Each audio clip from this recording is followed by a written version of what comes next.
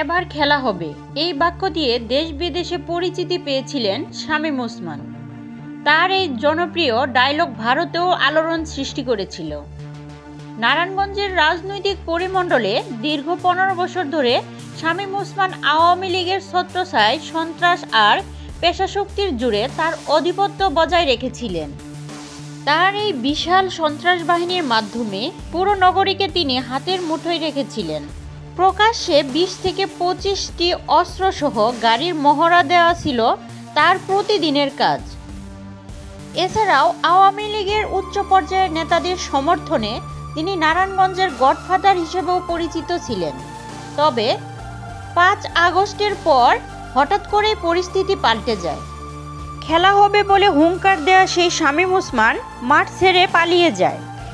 এদিকে শেখ হাসিনা সরকারের পতনের পর তার দলের অন্যান্য সদস্যের মতো তিনিও সরে পড়েছেন। নারায়ণগঞ্জে বহু গুম খুনের সঙ্গে জড়িত এই নেতা এখন কোথায় তা নিয়ে চলছে নানা গুঞ্জন। 6 সেপ্টেম্বর 2024 সালে ভারতের দিল্লির নিজামুদ্দিন আউলিয়া দরগায় তাকে দেখতে পান বাংলাদেশের একজন ফ্রিল্যান্স ফটোগ্রাফার।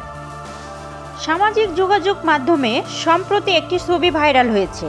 সেখানে শামীম ওসমানকে মাথায় পাগড়ি এবং জুব্বা পরে মসজিদে দেখা যায়। উক্ত ছবিটির অবস্থান নিশ্চিত না হলেও ধারণা করা হচ্ছে তিনি মূলত মধ্যপ্রাচ্যের কোনো দেশে রয়েছেন। প্রিয় দর্শক, এতক্ষণ সাথে থাকার জন্য ধন্যবাদ। এরকম আরও নিত্য নতুন সংবাদ পেতে আমাদের ওয়াইটিভি নিউজ চ্যানেলটি সাবস্ক্রাইব করুন এবং আপনাদের ভালো লাগলে লাইক, কমেন্ট, শেয়ার করে পাশেই থাকুন।